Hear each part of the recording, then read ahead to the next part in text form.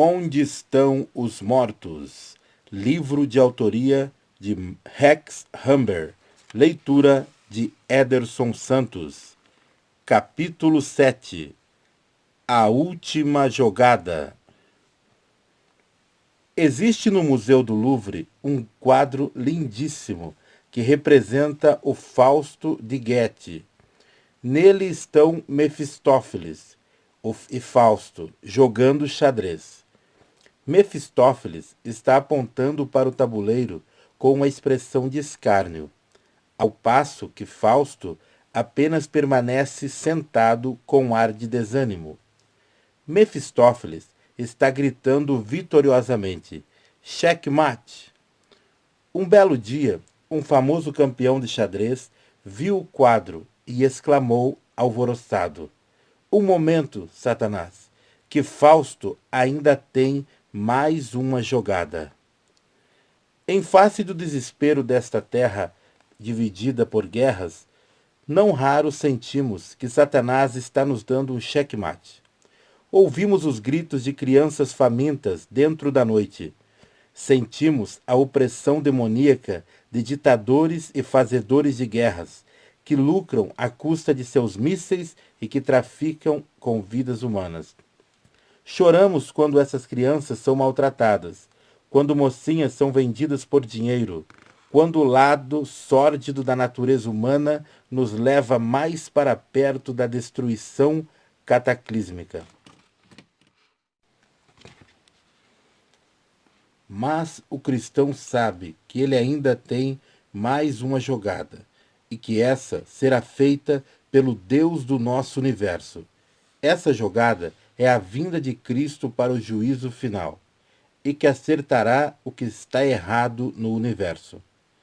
Como seria trágico este mundo se os Hitlers potenciais pudessem escapar sem punição com o sangue de milhões de pessoas escorrendo de suas mãos perversas. Seria um inferno aqui na Terra se todos os Stalins, que também mataram milhões, não fossem trazidos a julgamento. Qualquer sombra de dignidade na vida exige a vinda de um dia de acertamento de contas. Coisas esperadas. A Bíblia nos diz claramente que esse dia está chegando, e chegando logo. Talvez esteja em Hebreus capítulo 11, versículo 1, a mais clara definição de fé jamais dada. A fé é a substância de coisas esperadas, a evidência de coisas não vistas. Atentemos bem para as coisas que desejamos no fundo do coração. Não são justiça, verdade, virtude e amor? Juntemos todas as coisas que desejamos, e isso é que é fé. Fé é também a certeza da existência de coisas que não vemos. Não vemos de maneira bem marcada muitas das qualidades mencionadas acima e que existem neste mundo. Mas a fé em Deus e em Cristo nos diz que muito em breve virá o dia em que Deus há de endireitar tudo. Essa é que é a essência de Deus infinitamente bem-querente neste mundo. Sem dúvida, o poeta James Weldon Johnson estava pensando em todas as agonias deste mundo quando escreveu seu Dia do Julgamento. Provavelmente estava pensando nos sofrimentos de seu povo, na escravidão, nas crianças famintas que estavam morrendo por falta de comida, e no redemoinho de pecado que mergulhou nosso mundo no caos e na escuridão. Talvez nem todos nós concordemos com sua teologia, mas não podemos deixar de concordar com o espírito do que ele diz. Neste grande dia, o povo, nesse grande dia, vai receber de Deus uma chuva de fogo. Deus vai se sentar no meio do ar para julgar os rápidos e os apressados. Bem cedinho, numa dessas manhãs, Deus vai chamar Gabriel, esse anjo alto e luminoso, Gabriel, e Deus vai dizer a ele: Gabriel, sopra na tua trombeta de prata e acorda as nações adormecidas. E Gabriel vai perguntar a ele: Deus, com que força eu devo tocá-la? E Deus vai dizer a ele: Gabriel, toca com calma e devagar. E então, colocando um pé no topo da montanha e outro no meio do mar, Gabriel vai de pé tocar a trombeta para acordar todas as nações vivas. Então Deus vai dizer a ele: Gabriel, toca de novo a tua trombeta de prata e acorda as nações subterrâneas. E Gabriel vai perguntar a ele: Senhor, com que força eu devo tocar? E Deus vai dizer a ele: Gabriel, como 7 estouros de trovão.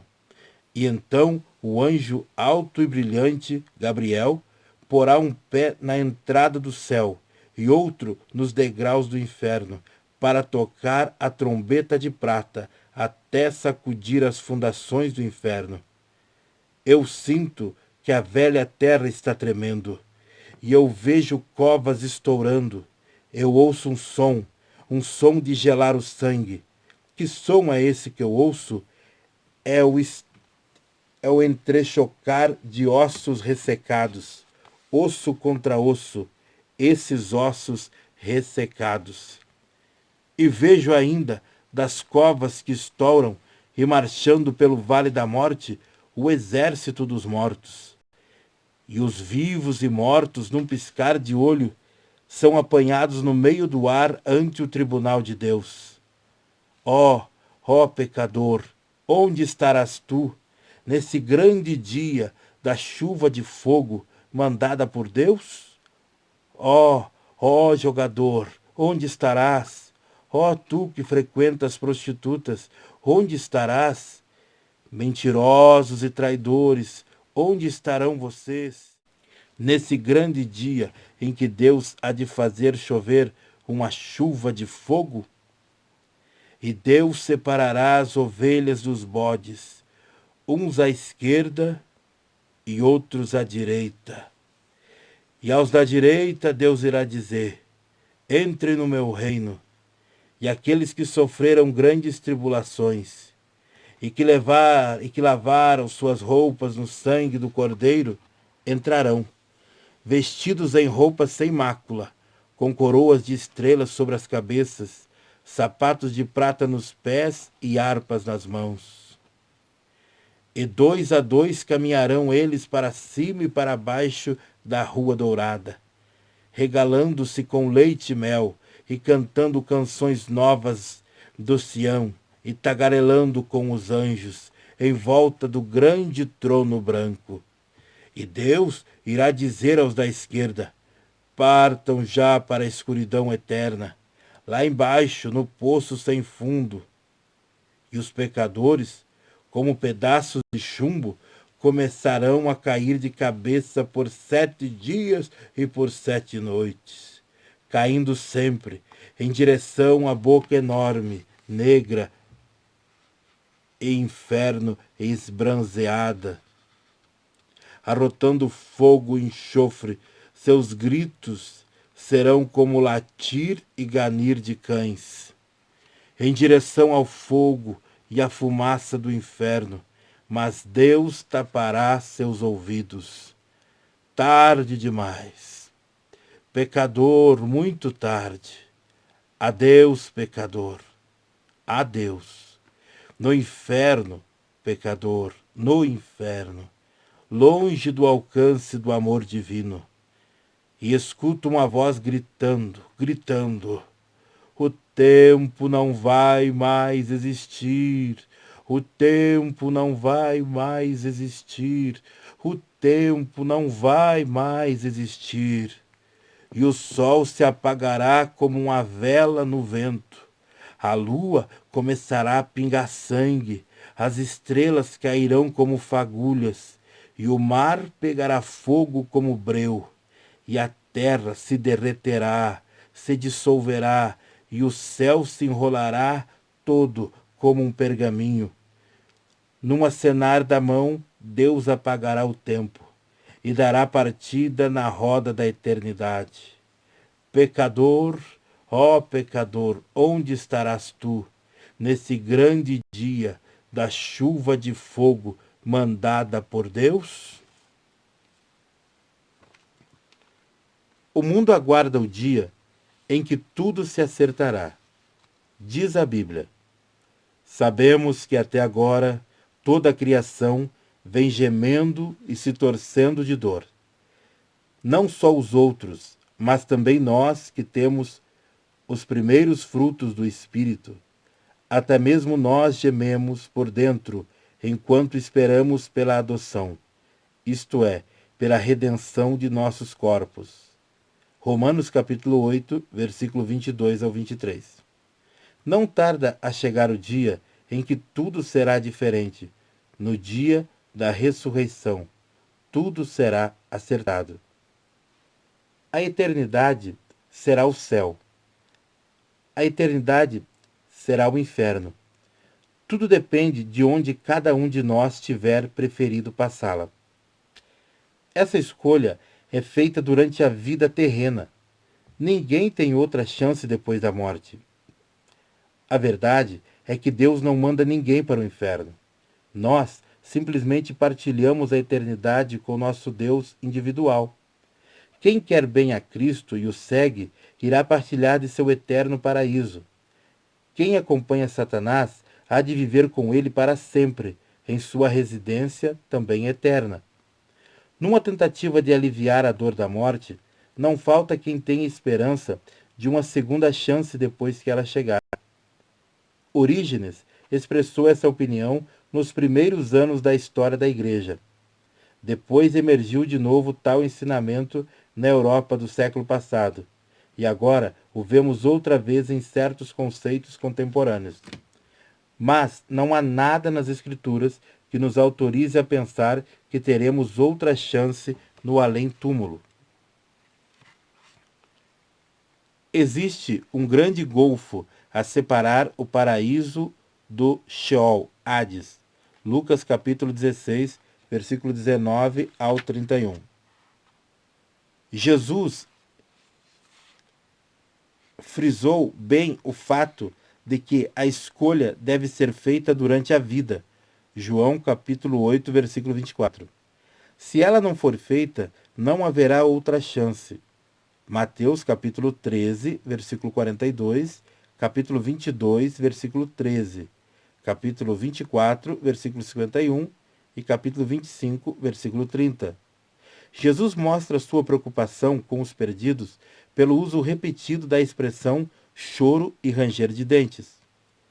Paulo, em 2 Coríntios capítulo 5, versículo 10 e capítulo 6, versículo 2, partilhou dessa preocupação. Não existe um único verso na Escritura que justifique a ideia de uma chance depois da morte.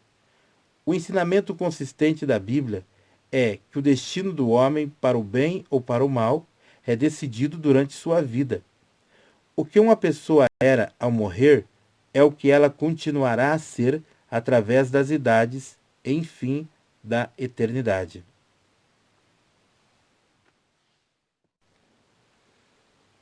Não existe o sono da alma. Outra falsidade parecida é a de que a alma fica inconsciente ao morrer e continua dormindo na cova. Essa ideia do sono da alma foi originada na Arábia nos primeiros séculos da era cristã e reapareceu na Idade Média.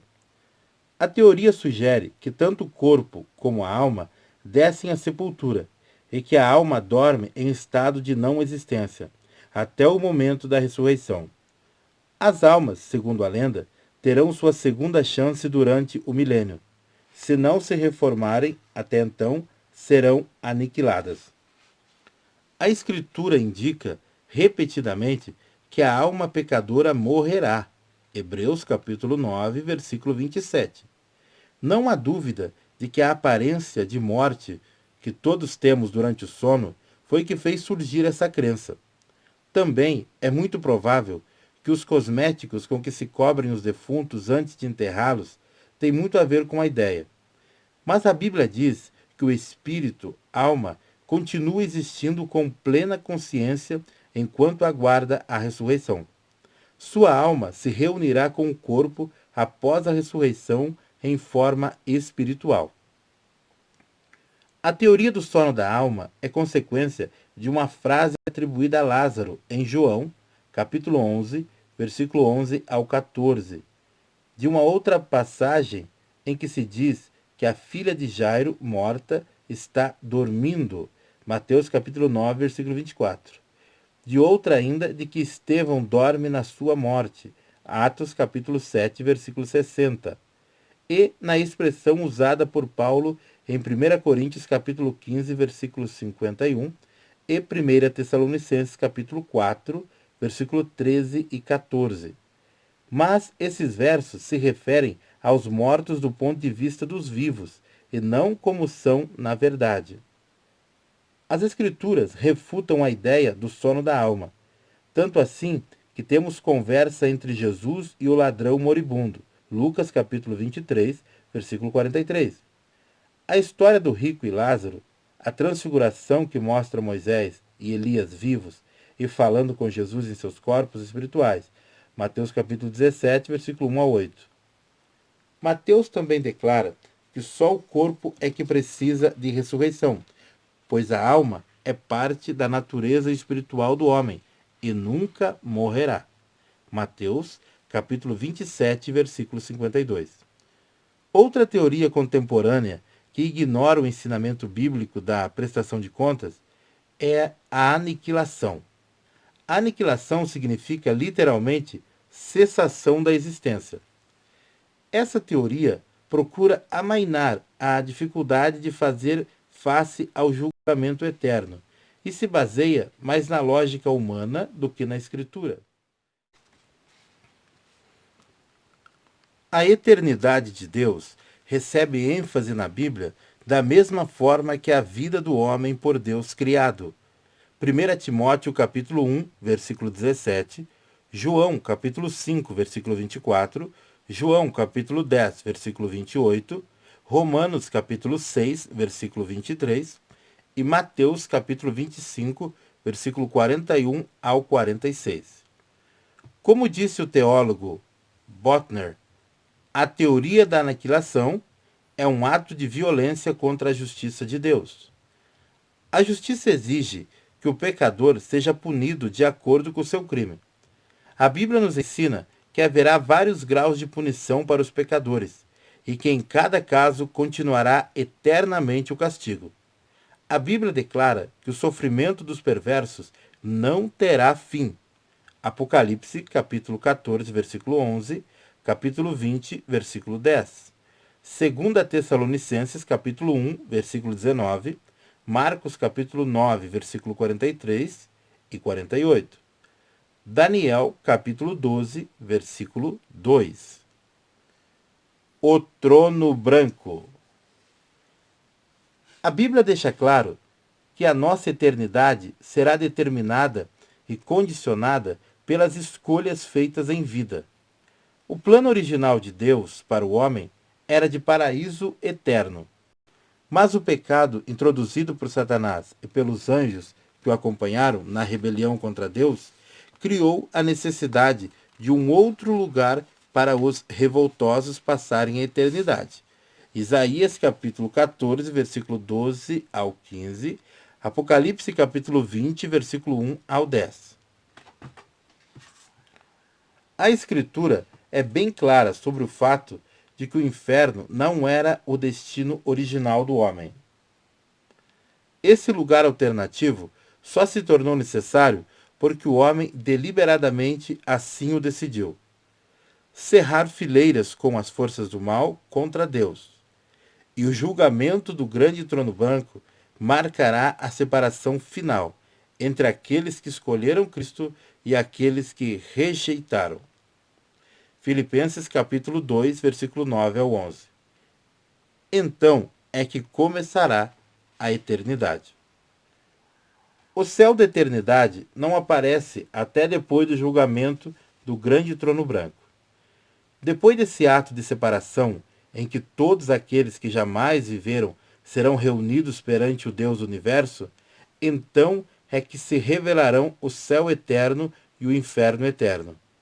Antes desse julgamento, ninguém terá ainda entrada no céu definitivo. Este só virá depois da renovação da terra pelo fogo, quando a nova Jerusalém descer à terra. 2 Pedro capítulo 3, versículo 12, e Apocalipse capítulo 21, versículo 10, e capítulo 22, versículo 5. A descrição das ruas de ouro e portões de madrepérola, dada por João, não se aplica ao paraíso, onde os mortos virtuosos aguardam hoje a ressurreição. Essa descrição se reserva para o futuro céu da eternidade, que aparecerá no fim das idades. A descrição desse céu começa no Apocalipse capítulo 4 e continua até o fim do livro. Considerando os atributos do céu eterno, precisamos ter em mente que o livro do Apocalipse se expressa em metáforas. Como nota C.S. Lewis, as imagens bíblicas são simples tentativas simbólicas de expressar o inexpressável. E continua esse grande especialista bíblico.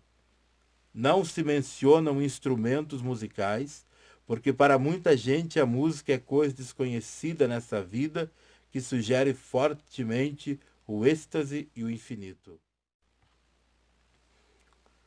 As coroas mencionadas se destinam a sugerir o fato de que aqueles que se unirem com Cristo na eternidade partilharão de seu esplendor, poder e alegria.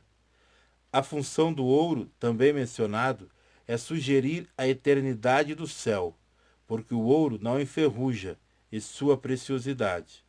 Quem leva esses símbolos literalmente a sério deveria também achar que quando Cristo nos disse que somos pombos, estava querendo que botássemos ovos. O céu definitivo, recompensa e lar do crente, foi preparado especialmente para os redimidos. João capítulo 14, versículo 2 e Hebreus capítulo 11, versículo 6 e capítulo 13, versículo 14. É um lugar de herança e bem digno de por ele lutar.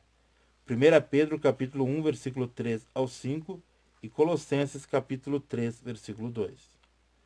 O céu é descrito na Escritura como um lugar de felicidade e de paz na presença de Deus. Apocalipse capítulo 21, versículo 4 ao 7. Sua estrutura é mais bela e valiosa que a mais rara das gemas e que os metais mais preciosos. Apocalipse capítulo 21, versículo 18 ao 21. As cercanias refletem o que há de melhor na criação de Deus. Apocalipse capítulo 22, versículo 1 e 2. As amizades a serem feitas ali serão com os redimidos de todas as idades. Apocalipse capítulo 21, versículo 7. As atividades serão dirigidas por anjos, em honra ao Deus do universo. Apocalipse capítulo 22, versículo 3. A iluminação e a temperatura serão controladas pelo próprio Deus. Apocalipse capítulo 22, versículo 5. Não admira que João tenha declarado, ao se recuperar do espanto que o assaltou ao vislumbrar a eternidade: venha nosso Senhor Jesus. Apocalipse capítulo 22, versículo 20. A descrição de João. João descreve o céu pelo qual vale a pena esperar. É uma tentativa humana de representar em palavras os êxtases de glória na cidade eterna. Mas não é a qualidade material nem a beleza das cercanias que dão significado ao céu. É a relação entre o crente e seu Deus. Toda nossa alegria será centralizada nele e dele emanada. A camaradagem com o Senhor será constante. A nova canção dos redimidos será cantada, não mais por uma questão de fé, e sim por causa de experiências comuns. Apocalipse, capítulo 5, versículo 9, e capítulo 14, versículo 13. O tom já é outro para os perdidos. Para eles, a eternidade será passada num lago de fogo. Os que forem para lá mandados não terão seus nomes escritos no livro da vida do Cordeiro. Apocalipse, capítulo 20, versículo 12. Serão aqueles que rejeitaram Cristo e não seguiram o plano divino de salvação. Hebreus, capítulo 2, versículo 3. O incrédulo irá para o lago de fogo, de onde ninguém jamais voltou.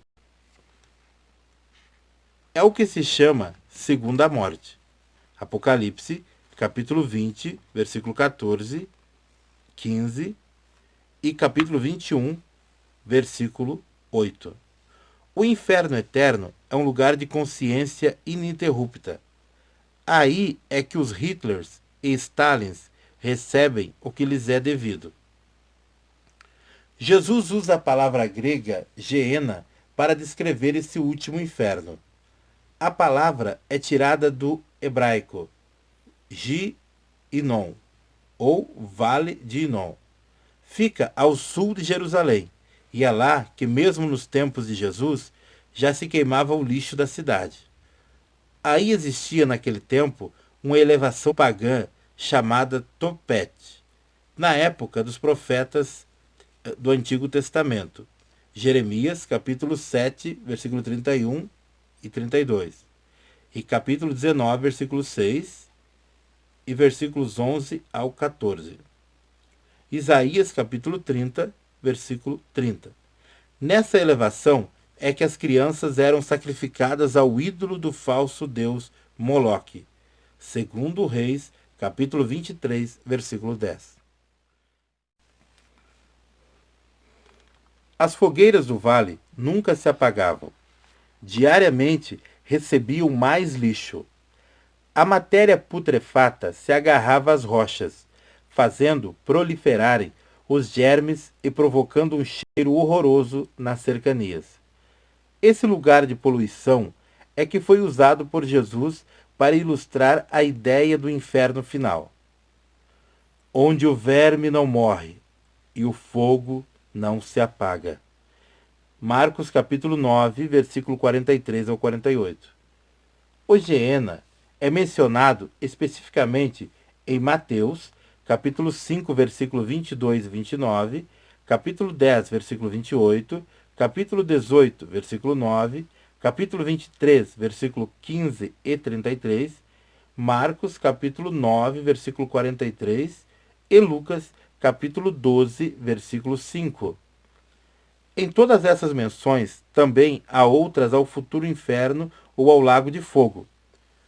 O fogo também é atribuído ao inferno em Marcos, capítulo 9, versículo 43 e 45, Mateus, capítulo 3, versículo 12, Marcos, capítulo 9, versículo 44, 46 e 48, Mateus, capítulo 25, versículo 41, Apocalipse, capítulo 21 e versículo 8.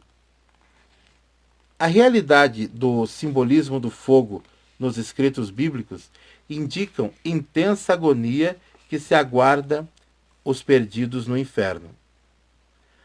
Ao conceito do fogo se acrescentam a escuridão, o choro e o ranger de dentes.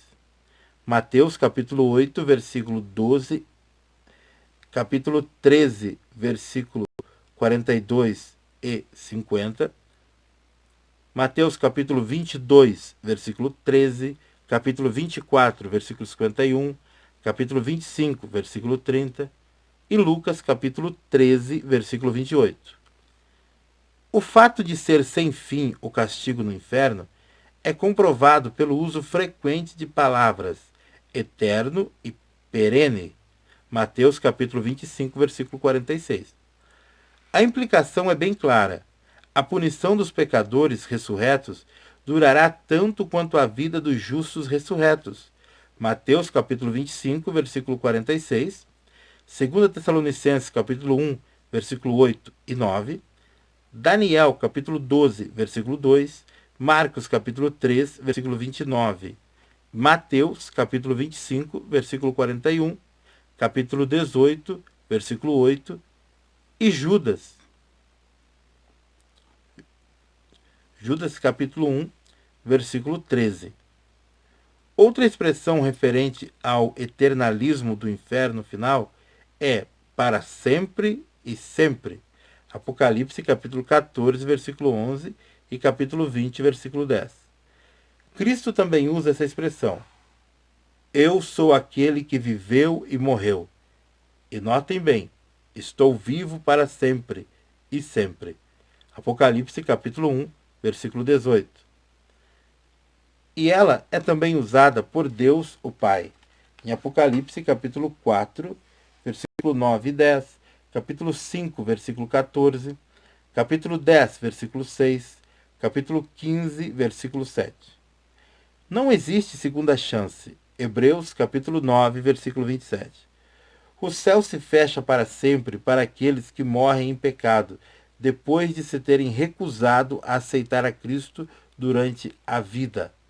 João capítulo 3, versículo 3, capítulo 8, versículo 21, Apocalipse capítulo 22, versículo 11, 2 Coríntios capítulo 6, versículo 2, Amós capítulo 4, versículo 12. Daqui para a eternidade. Esse estudo da morte e dos mortos nos levou da mortalidade finita para a imortalidade infinita. Mostrou-nos o carinho com que foi preparada a casa eterna para todos nós que apelamos para o nome de Jesus e de Deus Pai. Também nos mostrou que a justiça exige um lugar para o pecador e outros para os que aceitaram o Filho de Deus. Como a morte é certa e a eternidade também, cabe bem aqui a pergunta feita por um carcereiro filipense. Senhores, que devo eu fazer para me salvar? Atos capítulo 16, versículo 30. E a resposta de Paulo e Silas continua pesando hoje como pesava então. Acredita em nosso Senhor Jesus Cristo e será salvo junto com a tua família. Atos capítulo 16, versículo 31. Josué acrescenta a isso: escolha hoje a quem vai servir. Quanto a mim e a minha família, serviremos ao Senhor. Josué capítulo 24, versículo 15.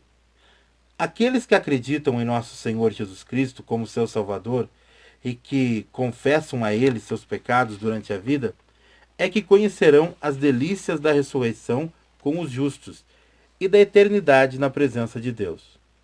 Foi sobre esses que Paulo escreveu quando disse: pois o próprio Senhor descerá do céu com um grito pela voz do arcanjo e com a trombeta de Deus.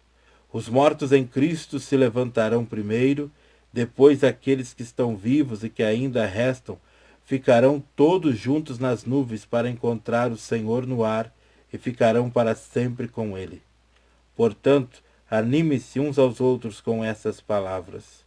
1 Tessalonicenses capítulo 4, versículo 16 ao 18. Quanto àqueles que não aceitaram a Cristo como Salvador e Senhor, continua apropriada a pergunta feita por James Weldon Johnson. Pecador, ó pecador, onde ficarás?